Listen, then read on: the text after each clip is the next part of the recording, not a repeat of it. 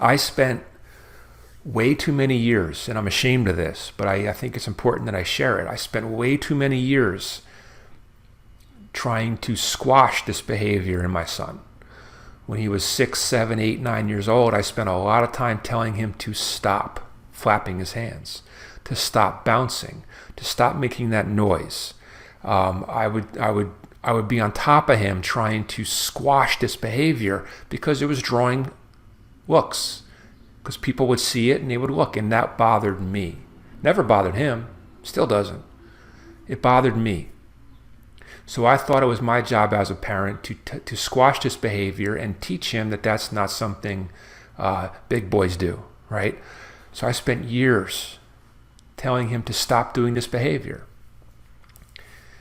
And now that you know, what I've come to learn is that this behavior was fulfilling a physiological need for my son, that it wasn't some silly habit that was my job to break. It wasn't immaturity. It was actually a physical behavior that his body needed. And here I am squashing it and telling him to stop doing it. And I realized I was doing damage to my son. I would realize what this was when I told him to stop flapping his hands.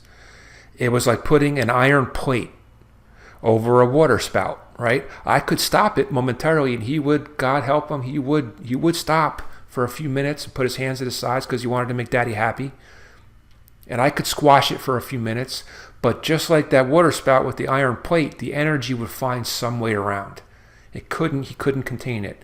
And usually when that energy can't find a different outlet, it would be in the form of anger or just a crying meltdown. And it became clear that when this energy escaped and when it came out in a form that was much more troubling and problematic than the initial hand flapping.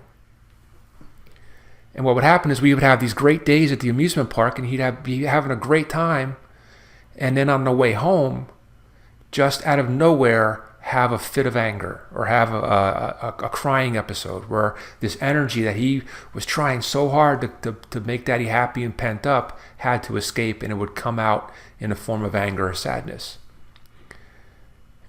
And when I realized that everything we just talked about with the sensory system and how this was really a need for my son, and I stopped trying to shoehorn him into my vision of how a little kid acts,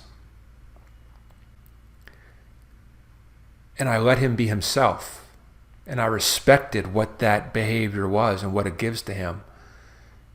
And I realized that the issue that I had to work on wasn't fixing my son's behavior, it was mine. I had to be better. If the stares or looks bothered me, it was my job to either educate those people about what they were looking at, or B, just blow it off and develop a thicker skin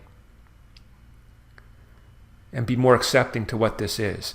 And if I can communicate that to you, and you can use it during your job and how in your career, and you understand what you're looking at and be empathetic towards it and understand the need is fulfilling in these individuals, that's a win for me.